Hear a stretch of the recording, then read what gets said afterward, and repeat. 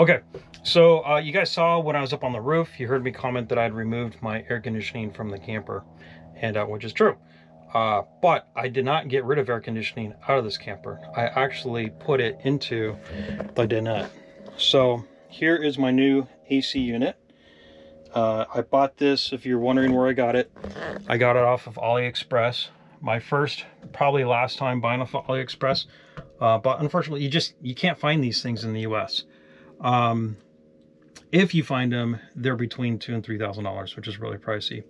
I paid $580 for this unit, and then like $250 for shipping, which is pretty crazy. It's a little more expensive now. It's like $630, but I think for what I got, it was a really good deal. It's a 7,000 B2 unit. It's actually a 24 volt DC air conditioner.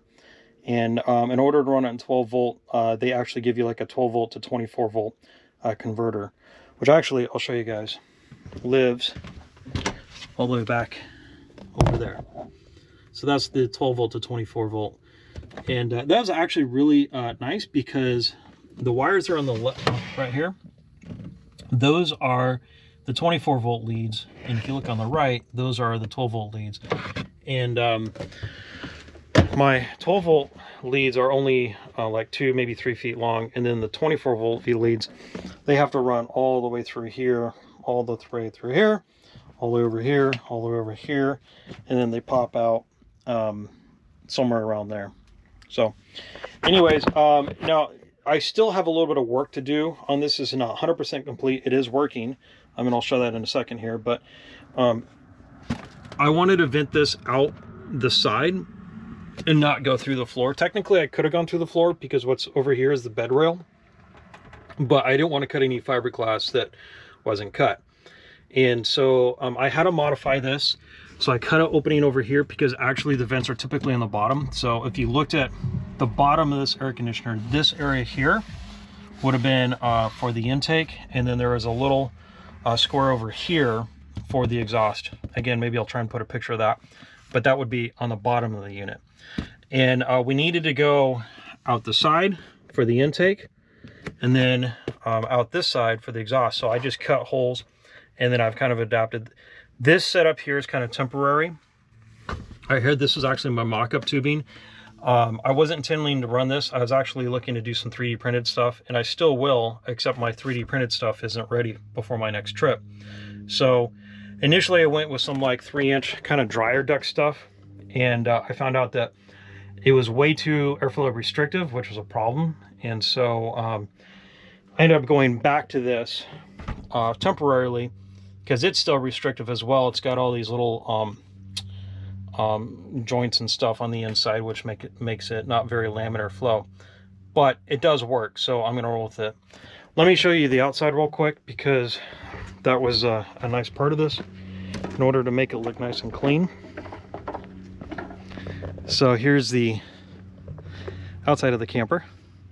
So here's my intake and here's my exhaust. Now, if you're wondering why these are two different sizes, it's because this is what's reflective of what was on the AC unit itself. This is a 3-inch exhaust. I'm going to go up to 4-inch because honestly, I think even trying to account for this is way too restrictive. And I think if I open this one up and go with my 3D printed parts, it's going to look a lot better. But you can see how this looks, and what I really like about this is that this is a gasket. I don't have any sealant or lap sealant or anything on the top of this. I may still do that if I have any water issues, but I custom designed this, and then I have manufacturing for another business, and so I asked my guys, hey, can you laser cut this out and build it for me? And they did. If you happen to need something like this, let me know. I can hook you up with one of these if it's a project that you're going to undertake. All right, so let's go in and let's see that AC at work.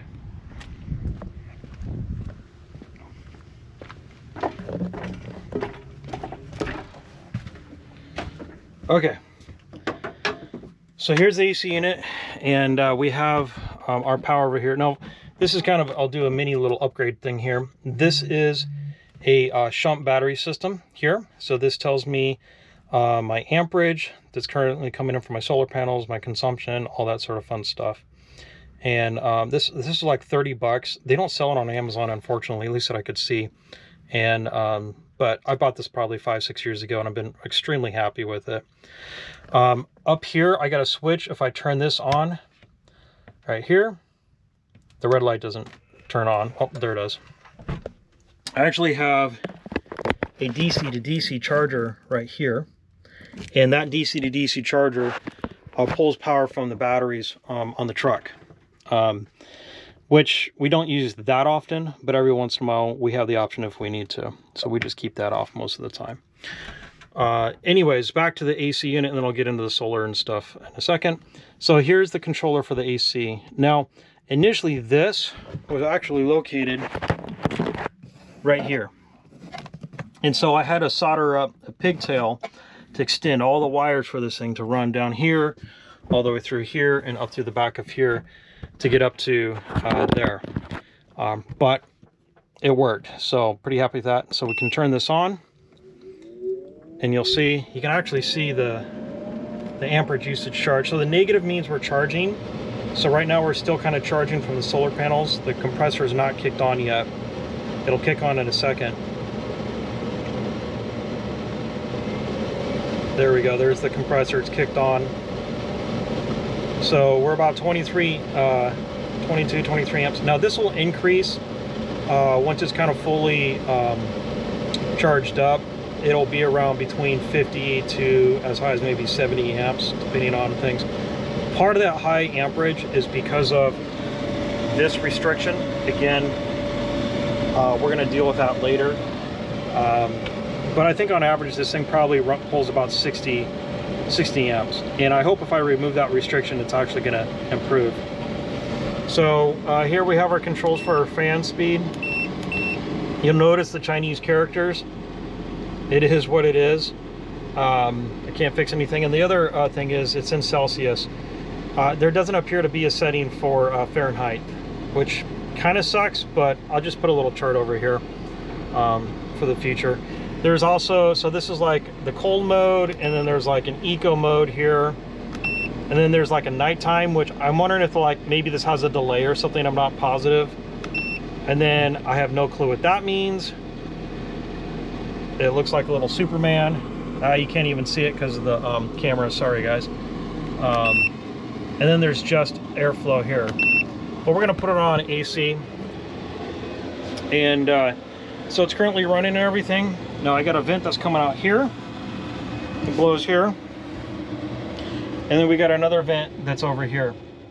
All right, anyways, what I was pointing out was initially I was gonna run one of my vents, this one, actually up there. And to do that, I'd have to run tubing down there and through there, which that would have been kind of okay, but to get it through here would have been really complex because there's just not enough space between this and everything. I had ideas on how I could do it, but I kind of ran out of motivation to do it. And honestly, this is working pretty good.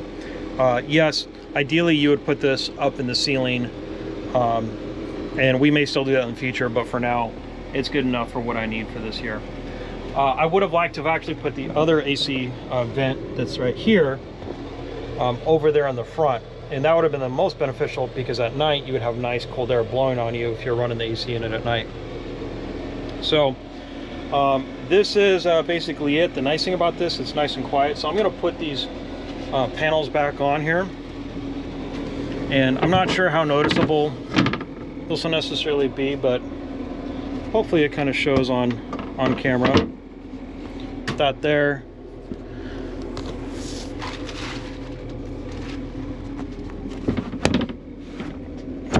Put that there. And we'll stick, whoops, this there. All right, now look at our amp usage. We're about 37 amps. Still climbing. It'll probably, like I said, it'll probably get up to 40, 50, maybe even 60 amps, which is fine. So that is basically the major project. And our use scenario, I should explain this because a lot of people, like if you live in the South and you're hot and humid, you may not want to do this upgrade. Reason being is because this is a 7,000 BTU unit, but the way I have it is not running at its most efficient setup. These are kind of made for like conversion vans, and that would sit on the floor, and then you would exhaust out the bottom, which actually has its own complications, but you don't have the long kind of exhaust lead that I have, which I think is it's really restrictive, and it's driving the amperage. It is a what they call a digital or frequency driven motor, so it's a variable speed. So that's why you'll see like that amperage draw up over a little bit of time, because the compressor is starting to work harder and harder as it is trying to maintain its balance and everything like that. Really happy with this. It came out really well.